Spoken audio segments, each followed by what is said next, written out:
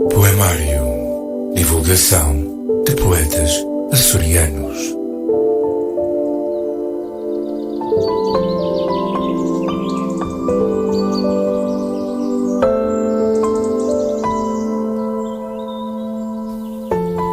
Ora, muito bom dia, ouvintes do Rádio Clube de Angra, bem-vindos a mais um poemário. Hoje trago um poeta não nascido dos Açores, mas que traz nas veias basalto negro. É filho de mãe açoriana, mais propriamente de mãe terceirense. Falo, claro, de Fernando António Nogueira Pessoa, nascido em Lisboa a 13 de junho de 1888. Celebrou-se ontem o 134º aniversário do seu nascimento. Era filho de Joaquim de Seabra Pessoa, natural de Lisboa, e de Dona Maria Madalena Pinheiro Nogueira Pessoa, natural aqui da Ilha Terceira. É um dos mais importantes escritores portugueses do modernismo e poetas de língua portuguesa. Destacou-se na poesia, com a criação dos seus heterónimos, sendo considerado uma figura multifacetada.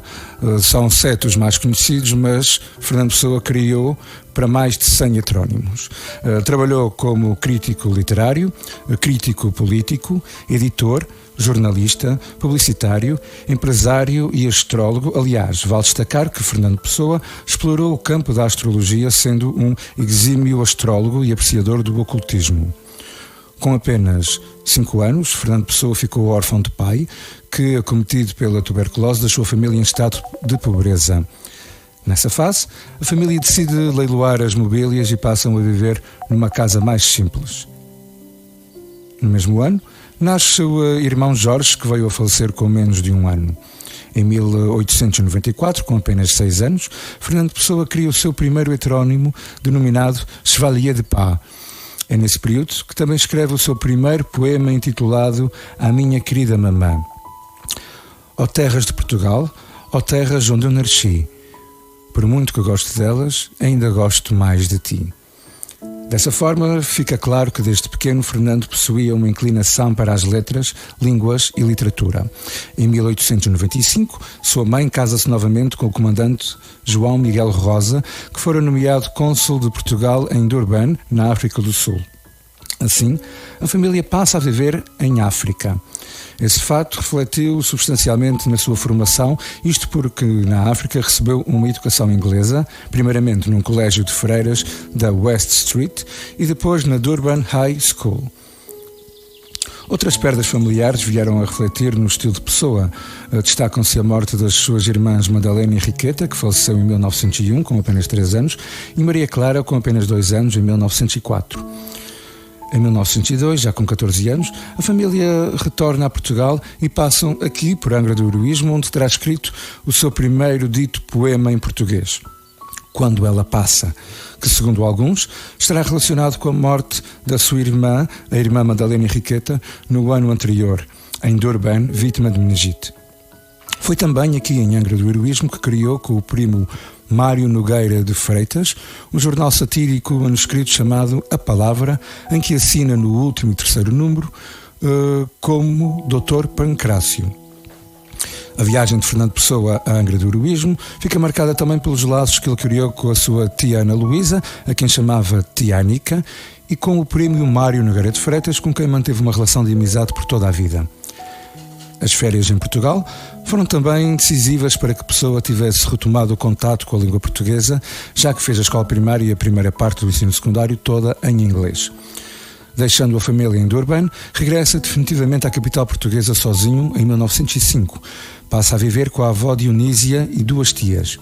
A mãe e o padrasto regressam também a Lisboa durante um período de férias de 1 ano, em que Pessoa volta a morar com eles. Continua a produção de poemas em inglês e, em 1906, matricula-se no curso superior de Letras, atual Faculdade de Letras da Universidade de Lisboa, que abandona sem sequer completar o 1º ano. É nesta época que entra em contato com importantes escritores e jornalistas portugueses. Interessa-se pela obra de Cesário Verde e pelos sermões de Padre António Vieira.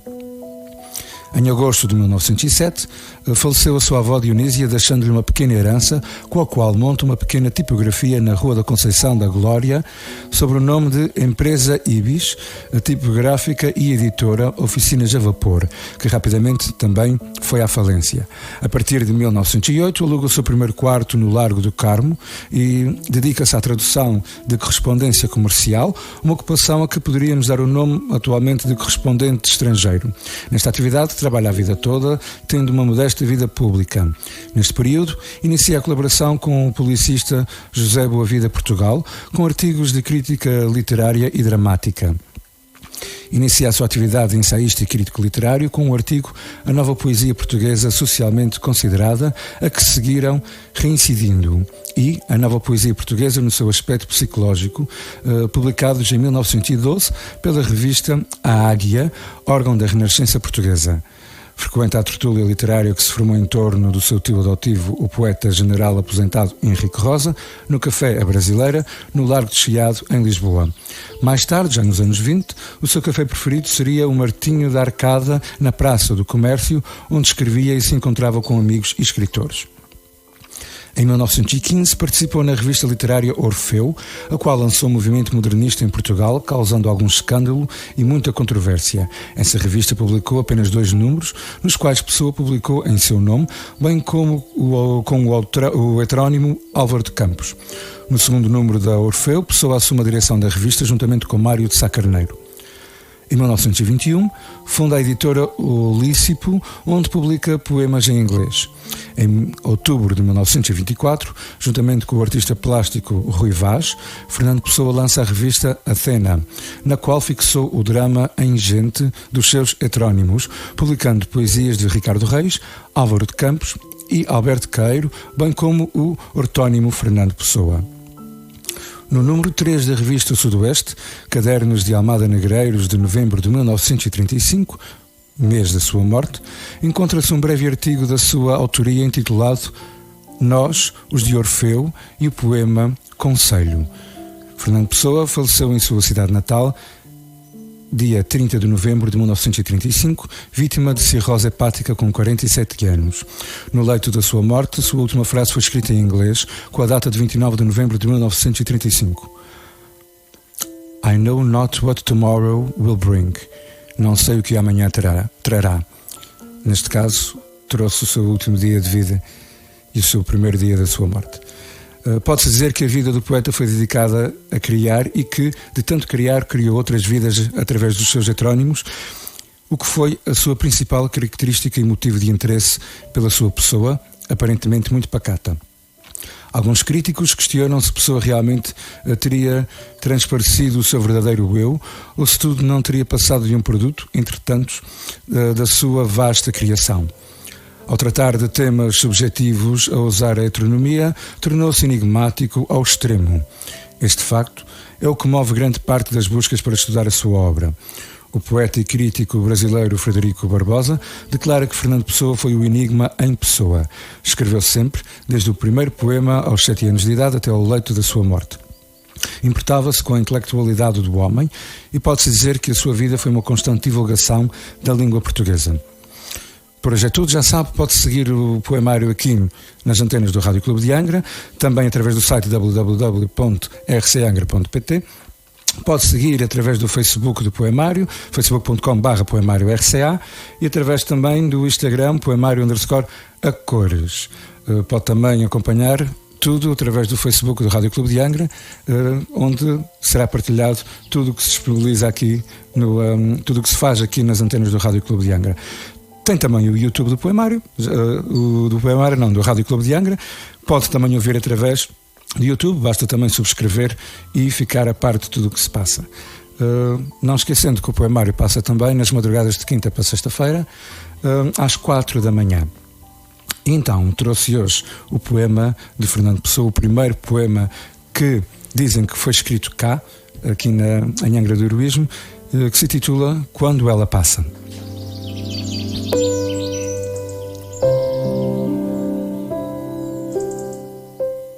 Quando eu me sento à janela, pelos vidros que a neve embaça, vejo a doce imagem dela quando passa, passa, passa.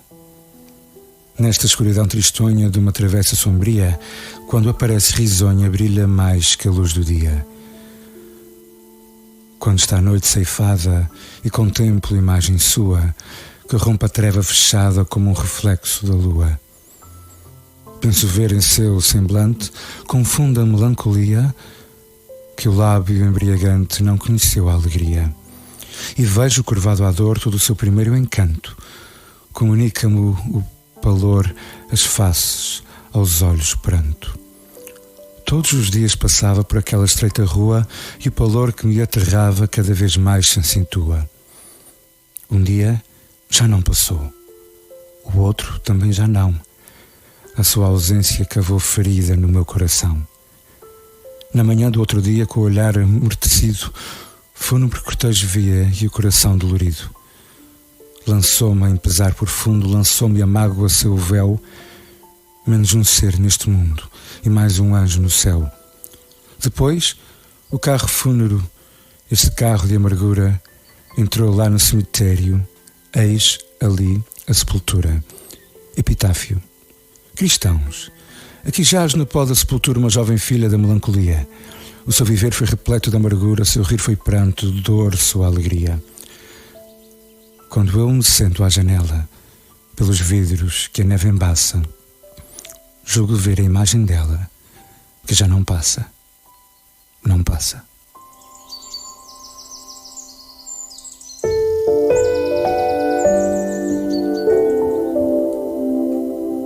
Poemário. Divulgação de poetas açorianos.